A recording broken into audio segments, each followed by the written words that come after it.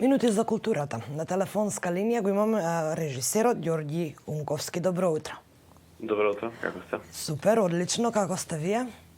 Па добро, малце нетипично за мене во рано да ставам, ама Се разбудивте заради нашиот утрински брифинг. Ви благодариме.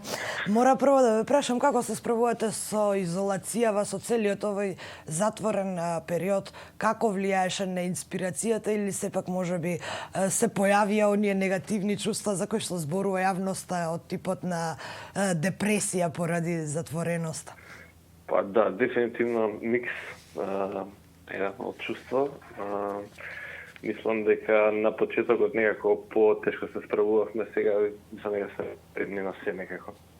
Барем така се чувствувам. Така да не беше идеално време за творење, морам да признам, за мене лично. Меѓутоа, сега се враќаме полека живот. Причината поради која што ве повикавме утрово е затоа што вашиот краток филм на Лепница освои награда за најдобар краток филм на Бруклин Филм Фестивал во Њу Јорк, а истиот филм претходно беше прикажан и на елитниот Санденс. Сашко Коцев игра главната улога, ако не се лажам, кажете ни нешто повеќе за филмот. За филмот тешко ми е вака да ви кажам нешто. Тоа е втор мој филм, краток после завршување факултет. Приказната е инспирирана од вистински живот, нешто што ми се случи мене кога се обидував да обновам мојата регистрација. И после тоа така однесено во една екстрема да ви тоа не знам друго што би ви кажал.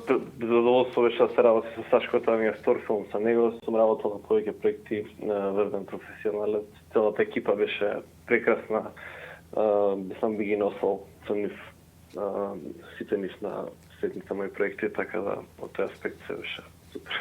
Зимјава зад себе има најуспешната година кога е филмот во прашање и вие сте дел од тој успех.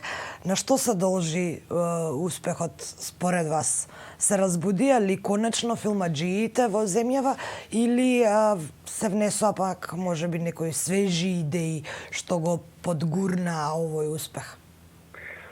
Па, мислам дека е тешко да се предвиди успех, меѓутоа тоа што треба да се прави е да се финансираат младите автори, бидејќи мислам дека имаме одлични режисери кои допрва почнуваат со работа некои кои веќе снимија еден-два филма.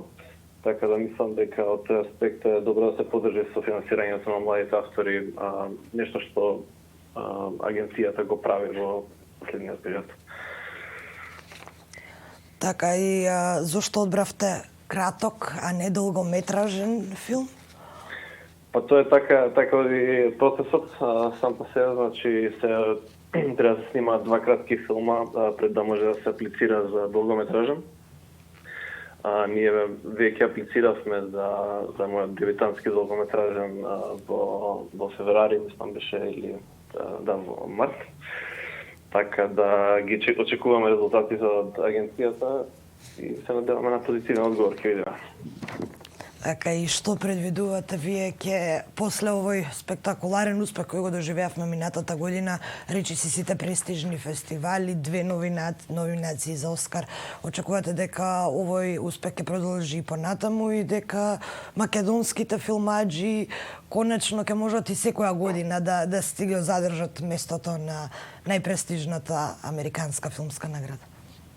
Па би било одлично ако е така, меѓутоа тоа е нешто што се стигнува таму со многу продукција и многу снимање. Така да не треба да очекуваме тоа дека ќе се случи само по себе, туку како што кажав, значи мора да продолжиме да инвестираме и така, да. Така. Ѓорѓи Унковски, честитки од мене за освоената награда и благодарам што одвоивте време, поточно што се разбудивте утрово да не информирате за вашиот филм и да поразговараме за темите поврзани со филмот. Фала на поканата. секако би сакале да се повтори оној успех од минатата година, како што веќе кажавме, таа најуспешна филмска година, би било фино и да си го зацементираме местото на Оскарите и би било фино секоја година да гледаме представник од Македонија, бидејќи, еве како што каже мојот соговорник Унковски, имаме доста квалитетни млади кадри кои треба да се поддржат и да се финансираат, секако со свежи идеи и за филмот и за културата.